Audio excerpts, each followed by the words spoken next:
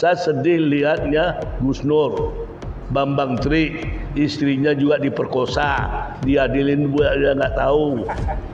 Bambang manusia atau apa?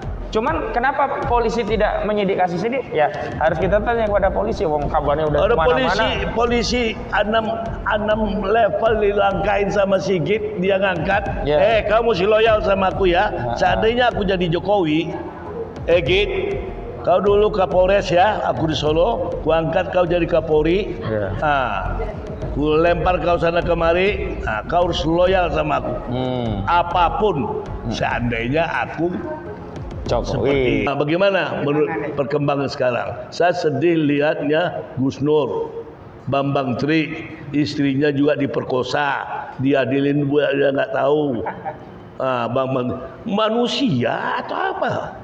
Setan. Coba tolong deh, saya sedih lihatnya tuh mereka yang berdua itu. Ya, makasih Bang. Bismillahirrahmanirrahim. Assalamualaikum warahmatullahi wabarakatuh. Waalaikumsalam.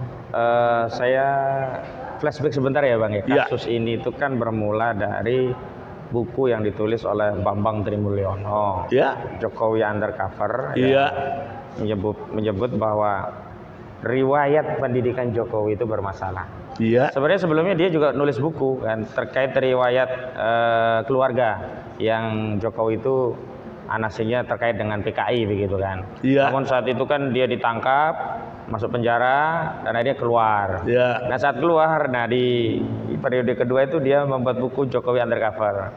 Jadi stressingnya bukan riwayat keluarganya, kalau yang kedua riwayat pendidikannya. Nah dia kemudian menyimpulkan bahwa ijazah Jokowi itu palsu begitu.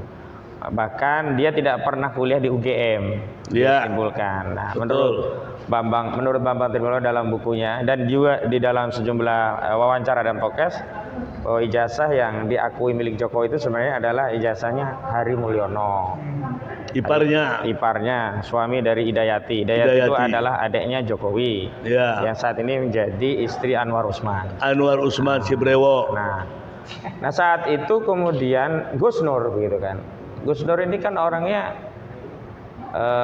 tidak memverifikasi, Gus Nur itu Ustadz, tidak memverifikasi kebenaran itu hanya berdasarkan zahirnya, tapi dia ingin yakin dengan satu metode sumpah mubahalah. Makanya dia mengundang, apa benar ijazah Jokowi palsu? Siap untuk bermubahalah, siap dapat lana Allah kalau keliru, siap. Nah bermubahalah dalam podcastnya Gus Nur. Saya lihat juga itu.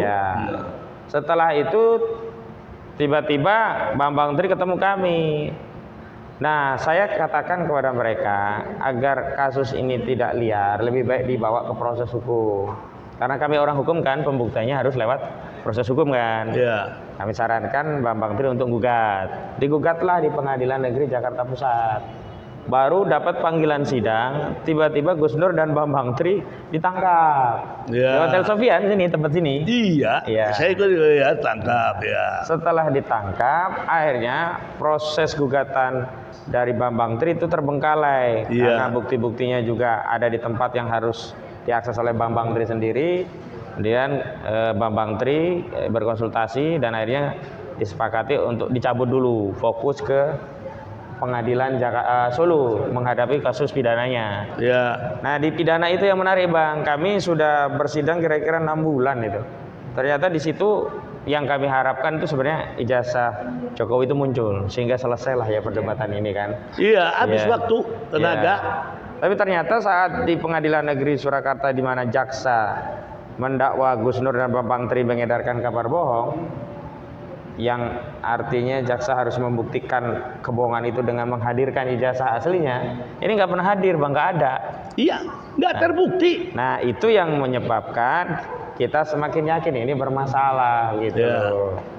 Nah sampai sekarang memang tidak ada pembuktian. Kenapa? Pembuktian pidana itu hanya berkaitan dengan dakwaan terhadap Gus Nur dan Bambang Tri yang dianggap mengedarkan kabar bohong. Waktunya di awal kan dia dituntut 10 tahun, vonis 6 tahun. Di Pengadilan Tinggi Semarang dievaluasi tinggal 4 tahun. Pasalnya berubah, bukan pasal kabar bohong 14 Undang-Undang Nomor 1 Tahun 46, berubah menjadi 28 Undang-Undang ITE. Nah itu kan kami makin yakin, nah ini berarti bukan ijazah palsu ini, bukan kabar bohong nih, berarti ijazahnya benar-benar palsu ini. Nah saat itulah kemudian teman-teman yang tim kedua ini saya tidak ikut, tapi saya mengikuti kasusnya, tapi tidak ikut jadi lawyer yang langsung. Yang grupnya Bang Juju, Bang Damai, Bang Edi, ya, Bang Muslim Arbi, itu ngugat kembali di Pengadilan Jakarta Pusat, dengan harapan bisa masuk ke pokok persidangan, bisa dibuktikan. Dengan bukti apa? Bukti hasil persidangan di Solo. Untuk dibawa ke Pengadilan Negeri Jakarta Pusat. Betul. Tapi belum sampai proses pembuktian tiba-tiba diputus bahwa pengadilan tidak berwenang, di NU istilahnya. Sehingga ya tidak sempat bawa bukti. Kita juga tidak bisa bawa bukti dari Solo. Jokowi juga tidak bisa menunjukkan kalau punya asli atau enggak di situ. Harusnya kita kan kesempatan. Nah, banding kemudian. Nah, banding ini belum ada putusan. Sampai di situ Bang kasusnya begitu. Jadi di NO putusannya. Nah, terus dibanding. Nah, belum ada putusan. Kalau di NO dia kan gugat baru lagi. Bisa dengan dua tahap ya Bang ya. Pertama putusan NO itu dibanding bisa, paralel gugat baru juga bisa. Kan NO itu kan gugatannya belum lengkap sebenarnya. Bukan lengkap kalau waktu itu. Gugatan tidak bisa diadili pengadilan karena pengadilan menyatakan tidak berwenang.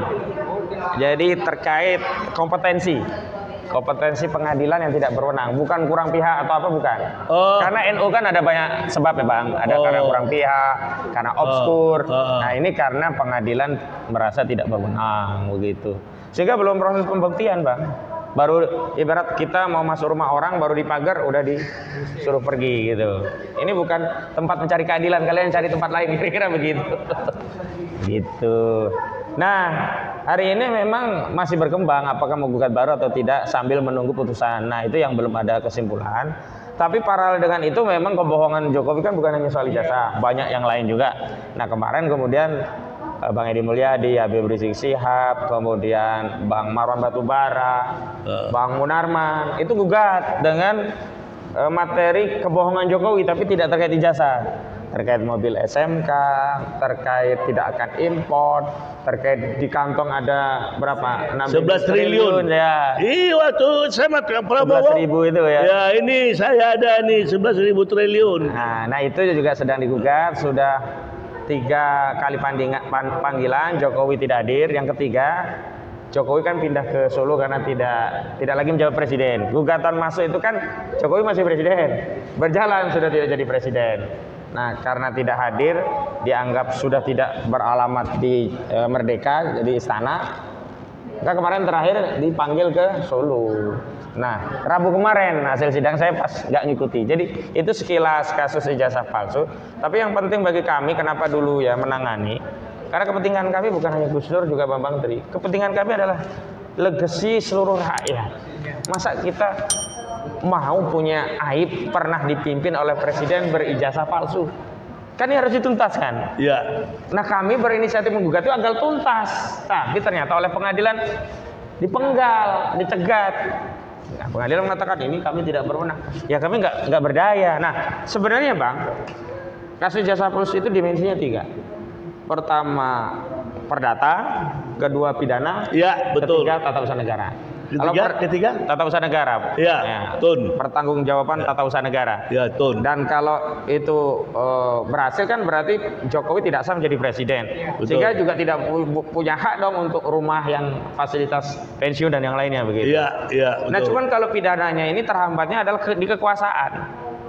Kalau perdata kan kita bisa gugat kapanpun. Ya sebab aparat polisi sama dia, jaksa sama dia. Itu harusnya ini yang bisa memaksa Jokowi menunjukkan ijazah itu penyidik, polisi. Ya polisi. Kapolri. Ya betul.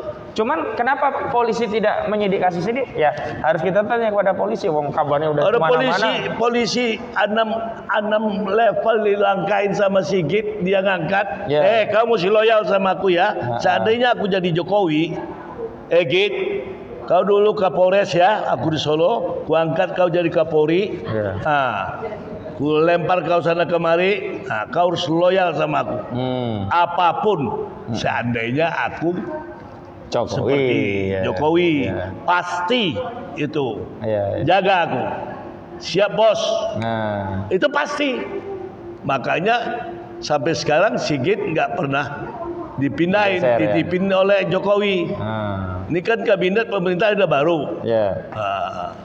Jadi begitu problemnya, Bang. Jadi kalau negara ini punya goodwill ya untuk menegakkan hukum dan membersihkan ya aib bangsa kita dari dugaan pernah dipimpin ijazah palsu, perintahkan penyidikan, selesai sebenarnya. Iya, 263. Betul. 263 perintahkan. Kalau memang nanti nggak terbukti, ya dibuktikan di pengadilan. Kalau terbukti, ya dibuktikan pengadilan. Sebab dengan penyidikan itu, ya polisi punya hak untuk memaksa dikeluarkan ijazahnya tadi, gitu loh. Itu ancamannya 7 tahun penjara, 263. Ya. Keterangan palsu dalam akta otentik tuh.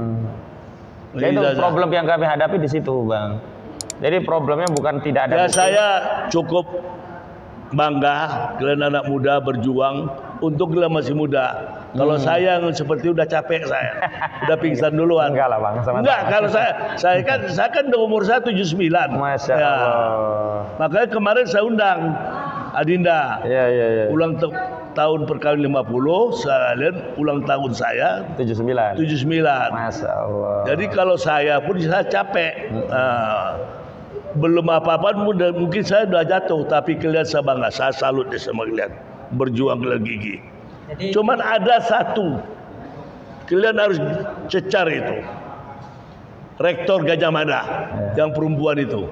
Ini kan otaknya beliau, masalah ijazah. Iya, ini ijazah.